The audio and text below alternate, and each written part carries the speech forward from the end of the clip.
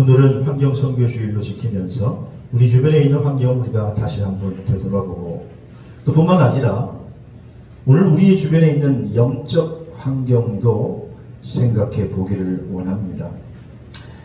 크리스찬 리더이면서 의사로, 교술가로, 또 이론 생명과학 연구원장으로 다방면에서 활약하시는 황성조 박사가 쓴 성서 건강학이라고 한 책이 있습니다. 이 책에서 황 박사는 이렇게 주장합니다. 인간은 이 뇌가 가장 중요하고 또 이 뇌와 연결되어 있는 모든 신경이 있는데 그 신경 중에서 특별히 눈과 연결되어 있는 시신경의 영향이 뇌에 가장 큰 영향을 끼친다고 합니다. 그래서 이 눈이 인간의 뇌의 사고 기능에 절대적 영향을 끼치는데 그러면서 또 한 가지 주장하기를 눈은 뇌뿐만 아니라 우리의 신앙에도 지대한 영향을 끼친다. 그래서 사람은 눈이 가는 곳에 마음이 간다는 것입니다. 그러니까 사람이 눈이 지속적으로 바라보는 그곳에 우리 마음을 우리가 뺏긴다라고 하는 것이죠. 그래서 사람이 무엇을 보느냐, 그게 인생의 방향에 지대한 영향을 미치게 되는 것입니다. 따라서 내가 오늘 지금 무엇을 바라보고 있느냐, 내가 오늘 무엇에 집중하느냐가 우리 인생의 미래를 결정하게 되는 것이죠. 즉 우리의 시선이 어디에 머무냐가 너무나도 중요하다는 것입니다.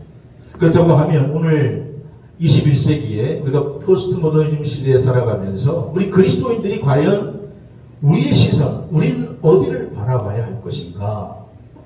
성경은 우리에게 이 질문에 대답하기를 히브리서 12장 1절에 보니까 믿음의 주요 온전케 하시는 이인 예수를 바라보자, 이렇게 말씀하고 있습니다. 그래서 우리 그리스도인들이 지속적으로 바라봐야 할 대상이 누구냐? 바로 우리의 삶의 주인 되시는 예수 그리스도이신 줄로 믿습니다. 그래서 우리가 예수님을 바라보게 될 때, 주님을 바라보게 될 때 주님이 내 마음과 내 생각을 지배하고 주님이 내 마음과 내 생각을 지배하면 우리의 삶이 온전히 승리하는 신앙생활이 될 줄로 믿습니다. 그러므로 오늘 우리의 눈은 우리의 마음으로 이어지고 우리의 마음은 우리의 믿음으로 이어지고 우리의 믿음은 결국 신앙의 결실로 나타나게 될 줄로 믿으시기를 바랍니다. 그러면 오늘 예배 참석한 여러분들이 여러분의 시선이 이제 일생을 살아가는 동안에 믿음의 주가 되시는 주 예수 그리스도께 집중하게 되기를 주의 이름으로 축복합니다. 오늘 본문은 유다 백성들에게 있어서 사실 가장 암울한 시기에 역사의 한 단면이 오늘 본문의 배경입니다. 이사야 41장은 바벨론 70년 포로기에 있어서 이제 마지막 부분에 와 있습니다. 벌써 포로로 끌려간 지 70년이 되었으니 포로 1세대는 타국에서 이미 죽은 조상들도 많고 이제는 2세대가 태어나서 2세대마저 남의 나라에서 지금 포로로 살아가고 있는 것입니다. 지난 시간에 말씀드렸습니다만 우리가 일제 36년 동안 얼마나 힘들었습니까? 근데 그 배가 되는 70년을 포로 생활을 한다고 생각해 보시면 너무나 힘들고 고통스러운 것입니다. 예루살렘에서부터 바벨론까지 BC 587년 바벨론에 의해서 남유다가 멸망되었을 때에 그들이 이 유다 백성들이 바벨론까지 거리가요. 제가 성서지도를 보니까 무려 한 1500km를 장작 120일을 걸어서 포로로 끌려간 거예요. 이웃 마을이 아닙니다. 낯설고 물서는 먼 나라에 가서 포로 생활을 해야 하는 이 유다 백성들은 재산도 뺏기고 자유도 뺏기고 뭐 아무것도 없는 노예의 삶을 살아야 했어요. 그게 70년 동안 지속된 것입니다. 그러니 시련도 그런 시련이 없는 것입니다. 근데 이렇게 절망 가운데 있는 그들에게 이제 하나님께서 오늘 이사야를 통해서 내가 한 구원자를 너희에게 보내겠다. 그래서 너희를 포로에서 해방시켜 주시겠다. 그렇게 예언하고 있는 것입니다. 그래서 오늘 본문에서는 그것을 물로 비유해서 얘기했는데 17절, 20절 말씀에 보면 앞으로 이스라엘이 회복될 것이다. 이스라엘이 갱신될 것이다. 라고 하는 것을 물을 비유로 들어서 물을 충분히 공급해서 광야가 변해서 무성한 살림으로 넘치는 곳이 되게 해주시겠다는 것입니다. 그러면서 한편으로는 오늘 포로 생활이 왜 그들에게 찾아왔는지 하나님이 지적하시고 또 앞으로 이것을 어떻게 해야 극복할 수 있는지도 말씀해 주시고 계십니다. 오늘 본문에 유다 백성들에게 바벨론 포로 생활이 고통이라고 한다면 여러분 지금 오늘 이 시대를 살아가고 있는 우리들에게도 여러 가지 고통스러운 면이 있죠. 어떤 분들은 경제적인 고통으로 여전히 힘들어하고 어떤 분들은 육신의 질병으로 고통 중에 있는 것도 꽤 많이 있고 여러 가지 많은 고통이 오늘 개인과 내 가정과 또 국가적으로도 마찬가지예요. 바벨론 포로 생활 중에 지금 고통 중에 있는 그들과 오늘 우리와 별반 다를 바 없다는 거예요. 근데 하나님께서 오늘 이사야 41장에 한 구원자를 내세워서 한 사람을 내세워서 이 역사를 이 고통스러운 환경을 바꿔주시겠다라고 합니다. 그래서 오늘 본문의 제목을 고통스러운 환경을 바꾸려면이라고 하는 제목으로 잡아봤는데 여러분 오늘 여러분 삶 가운데도 오늘 고통의 현실 속에 처해 있는 분들이 이 고통을 통해서 오히려 하나님을 만나는 기회가 되기를 주의 이름으로 축복합니다. 고통을 통해서 오히려 하나님의 살아계심을 경험하는 전환점이 있게 되기를 주의 이름으로 축원합니다. 그래서 고통스러운 환경을 바꾸려면 첫째로 먼저 오늘 하나님께서 오늘 말씀을 통해서 고통의 원인을 알아야 한다는 거예요. 왜 내게 이런 고통이 찾아왔느냐. 오늘 보면 21절에 보니까 나 여호와가 말하노니 너희 우상들을 소송하라. 야곱의 왕이 말하노니 너희 확실한 증거를 보이라. 그렇게 말씀하고 있어요. 자, 하나님 오늘 8절에서부터 20절까지 고레스라고 하는 그런 한 인물을 등장시켜서 역사를 혼돈 속에 빠뜨리는데 그러면서 그 가운데에서 너희를 보호해 주시겠다.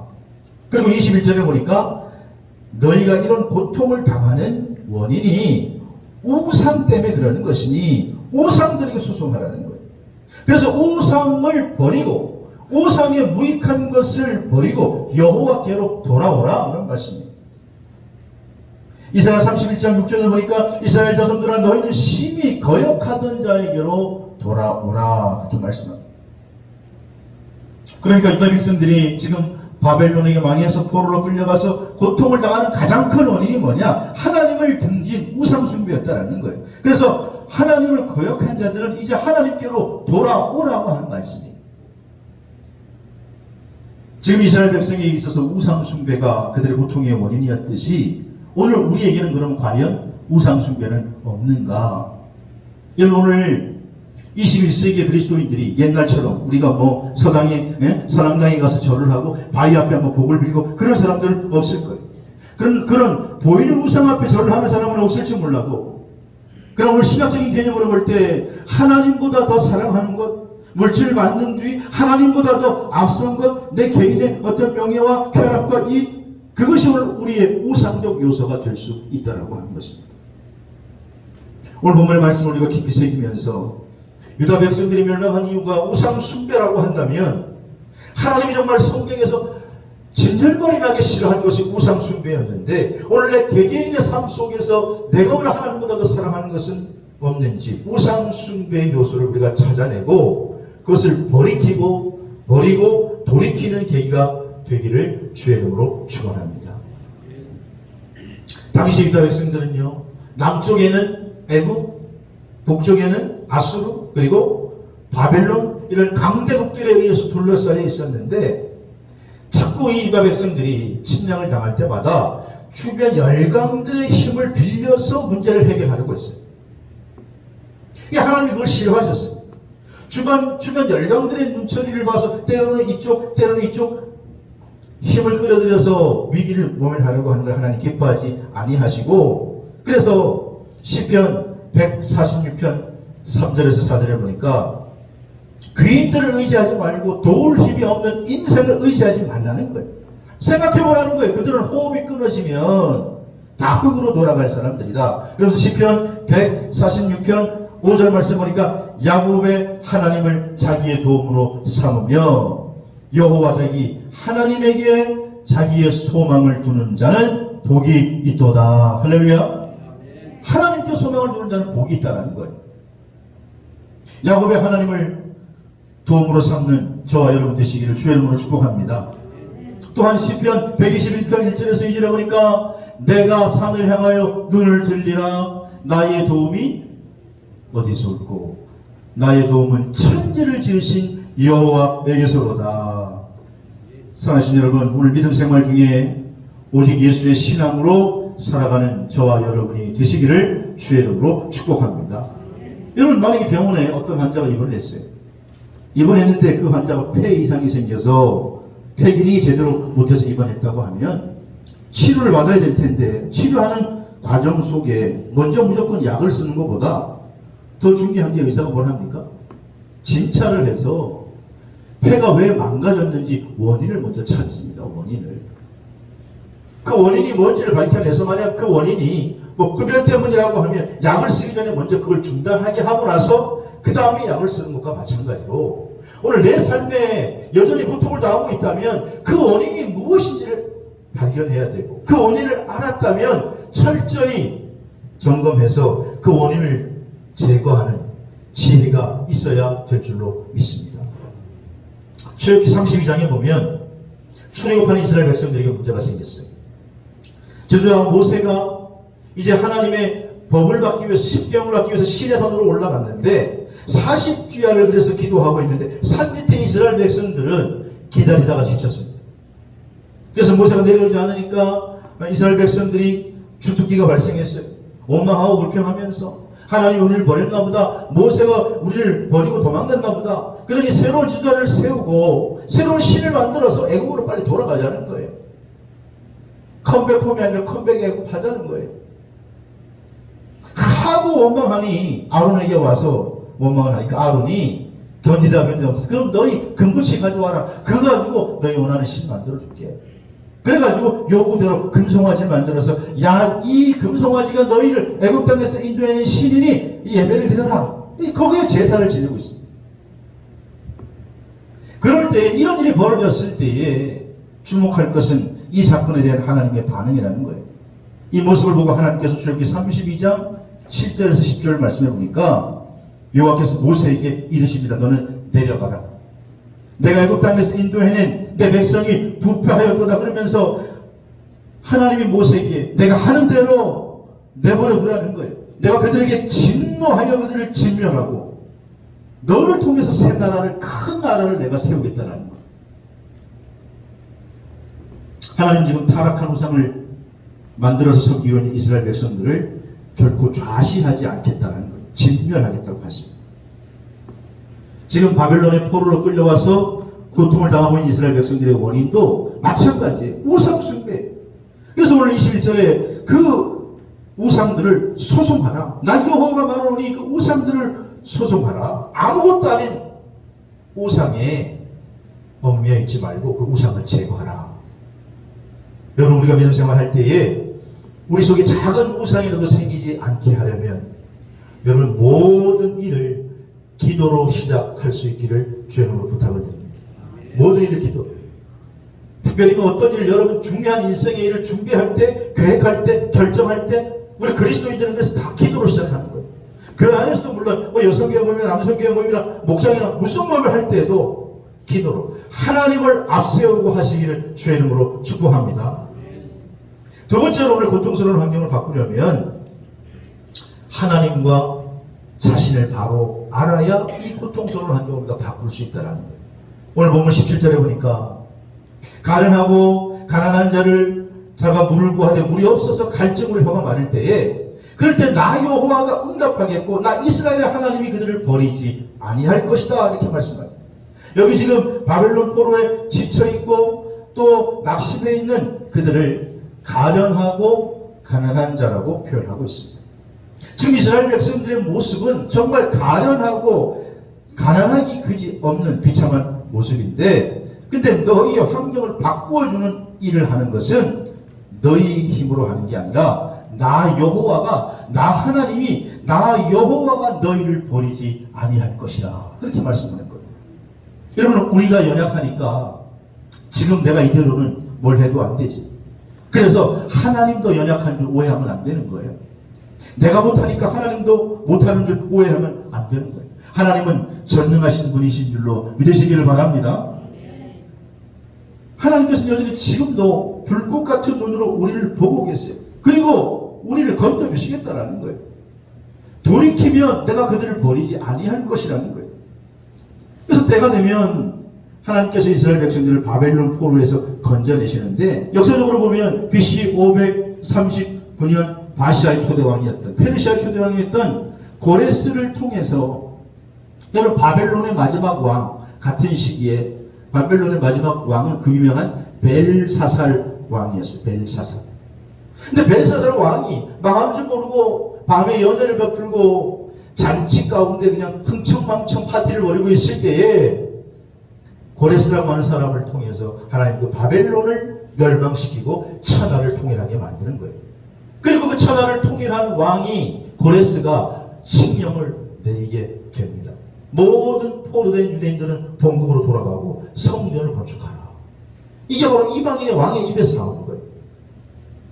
여러분, 하나님이 역사하시면 상상도 못할 일이 벌어지게 되는 줄로 믿으시기를 바랍니다. 그래서 유다가 하루아침에 바벨론에서 해방된 거예요. 거기서 나온 것이요, 유다 백성들이 독립운동을 펼친 게 아니에요. 유다 백성들이 자기들이 독립투사들을 해서 거기서 뭘 꾸려서 그런 게 아니에요.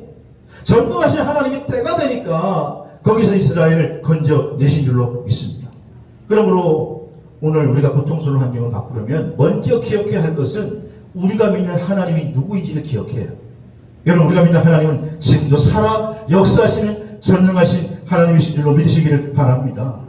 그분은 우리에게 약속하신 것을 지키시고 우리의 환경을 능히 바꾸어 주신다는 것입니다. 그래서 오늘 본문 18절에 보니까 내가 헐벗은 산에 강을 내고 골짜기에 샘이 되고 광야가 못이 되게 하고 마른 땅이 샘의 근원이 되게 하겠다라는 거예요. 19절에 보시면 그래서 그 광야에 백향목이나 시딤이나 무성한 수목들이 자라나는 그러한 곳으로 변화시켜 주시겠다. 너희가 상상할 수 없는 이 일을 하는데 이게 바로 너희가 하는 게 아니라 나 창조주 여호와가 하리라. 이렇게 말씀하고 있는 거예요.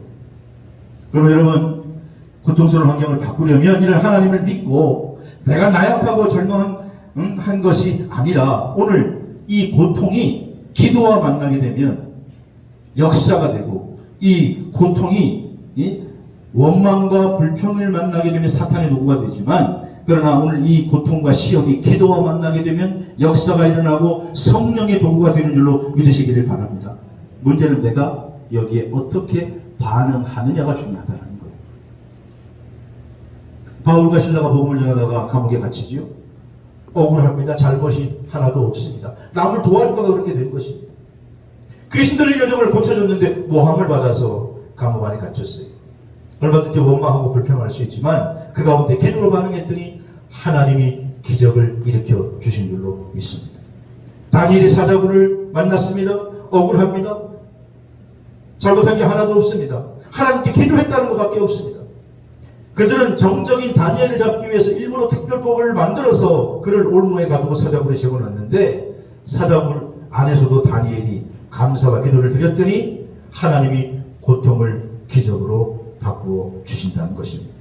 그럼 여러분, 우리 알아야 할 신앙 공식이 하나 있어요. 그게 뭐냐? 우리가 고통과 시험을 무엇으로 반응하느냐에 따라 우리의 환경이 달라진다는 거예요. 오늘 고통과 시험 가운데 우리 크리스찬들이 기도로 반응하면 하나님이 역사하는 줄로 믿으시기를 바랍니다. 중세기독교 역사상 가장 위대한 신학자요 문학자라고 하는 성 어거스틴이 하루 꿈을 꿨습니다. 근데 그 꿈이 천국으로 가는 꿈이에요. 그래서 꿈속에서 천국에 가서 천국 문 앞에 도달을 했는데 천사가 딱 있다가 가로막더래요. 그래서 넌 누구냐 묻길래 예, 저 그리스도인 어거스틴입니다. 그랬더니 아닌데, 너 그리스도인이 아닌데. 무슨 소리입니까? 저 그리스도인인데 예수 믿는 사람입니다. 하나님의 자녀입니다. 그랬더니 너 그리스도인이 아니다. 너는 그리스도의 말씀과 교훈을 따르는 사람이 아니라 네 머릿속에는 철학자 케볼의 사상으로 가득 차 있는데 네가 무슨 그리스도인이냐. 그러면서 저리 가라. 너는 천국에 들어올 수 없다 이러더래요.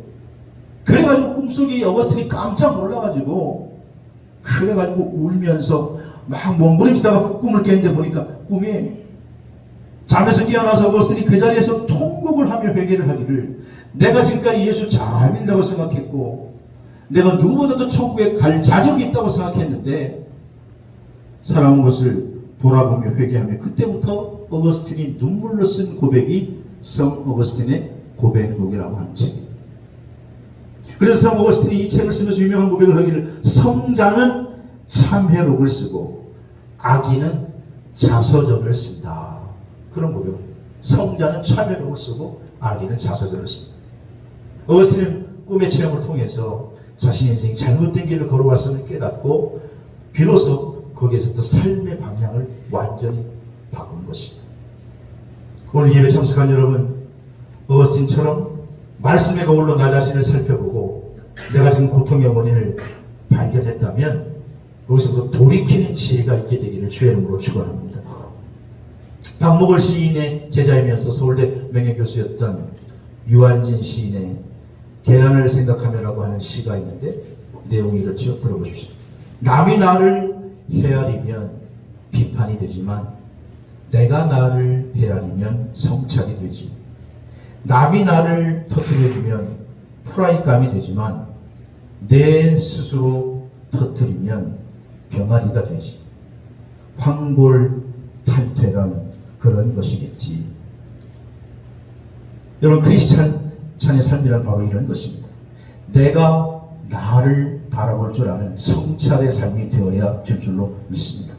나보다 말씀을 통해서 우리는 말씀의 거울을 통해서 자꾸 나 자신을 바라봐야지. 말씀을 유리로 바라봐서 이 말씀은 너에게 적용돼야 되고 말씀을 통해서 자꾸 타인을 보려고 하면 이게 문제가 되는 거예요.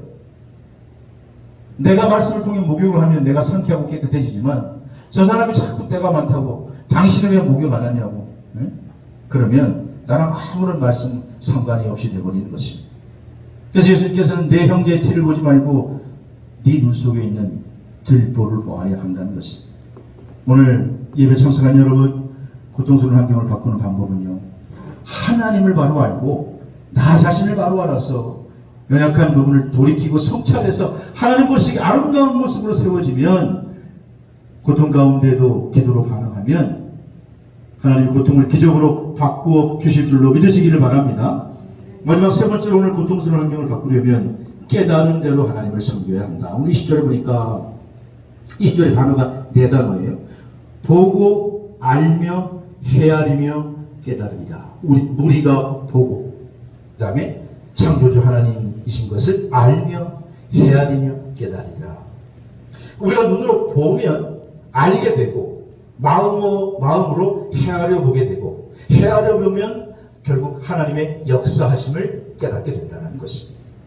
다시 말하면 지금 가난하고 가난한 자인과 백성들이 바벨론 포로 70년을 겪어오면서 얼마나 힘들었겠습니까? 아마 그들은 70년을 겪으면서 나라가 망했으니 하나님이 없다고, 하나님이 있기는 있는 거야. 하나님이 우리를 버렸다고 생각했을 거예요. 나라가 망했기 때문에 자신들의 미래가 없다고 생각했을 거예요. 그런데 막상 지금 예언자들이 예언한 대로 70년 만에 하나님의 역사하심을 보고 고레스를 통해서 본국으로 돌아오라고 하는 칙령을 내렸을 때 그들은 아하, 하나님이 우리를 지켜보고 있었구나. 때가 되니 하나님이 우리를 구원해 주시는구나 라고 깨닫고 지금 하나님께 찬양을 돌리고 있다는 거예요. 여러분, 여호수아가 모세와 함께 이스라엘 백성들을 이끌고 마침내 이제 하나님 허락하신 가나안 땅을 정복 전쟁을 다 마치고 나서 죽기 전에 그가 자기 후손들에게, 자기 이스라엘 백성들에게 유언으로 남긴 말씀이 여호수아 24장 15절 말씀입니다. 뭐라고 얘기합니까? 만일 여호와를 섬기는 게 너에게 좋지 않게 보이거든, 그래, 너희들이 선택해라. 강 저쪽에 우상들, 이방 민족들이 섬기는 신을 선택하든지 아모리 족속들을 신을 선택하든지 그렇게 선택해라. 그런데 오늘 나와 내 집은 오직 여호와를 섬기노라. 내가 살아보니까 내가 겪어보니까 알겠더라는 거예요. 하나님만이 참으시려면 알겠더라는 거예요. 그래서 오직 나와 내 집은 여호와를 섬기겠노라.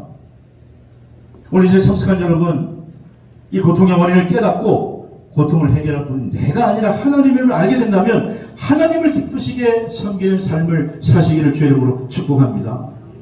사무엘상 5장에 보면 이스라엘 백성들이 블레셋과 전쟁하다가 법궤를 뺏겨요. 근데 당시에는 법궤가 하나님의 임재를 상징하는 가장 중요한 것이니까, 또 그들은 전쟁할 때 자기들끼리 전쟁하는 게 아니라 고대 족속들은 자기들이 믿는 신들끼리 전쟁한다고 믿었는데, 전쟁에서 이기니까 자기들이 신 이겼다고 블레셋이 그렇게 생각을 했겠죠. 블레셋이 믿는 신은 다곤이라고 하는 신입니다. 그래서 블레셋이 이스라엘 이기고 법궤를 빼앗아서 아글론에 있는 다곤 신전에 여호와의 법궤를 두게 돼요. 근데 가만히 보니까 큰일 났어요. 왜냐하면 이스라엘을 빼앗아온 법궤 앞에 자기들이 믿고 있던 신 다곤 신상이 박살이 나 있는 거예요. 머리도 잘리고 손발도 잘리고 몸도 안에도 박살이 나 있는 거예요. 이상하다. 누가 건드리지 않았는데, 뿐만 아니라 아수도 사람들의 온몸에 종기가 나서 견딜 수가 없는 거예요. 그러니까 아무리 생각해봐도 원인을 찾을 수 없으니 큰일 났다. 이거는 다른 게 아니라 뭐 때문에?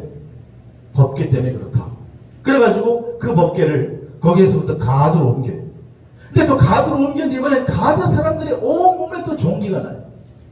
그러니까 큰일 났다 해가지고 다시 에글론으로 옮기려고 하니까 블레셋에 에글론에 있던 사람들이, 야, 니들은 종기 나도 종기 나면 안 되고 우리는 종기 나면 되냐?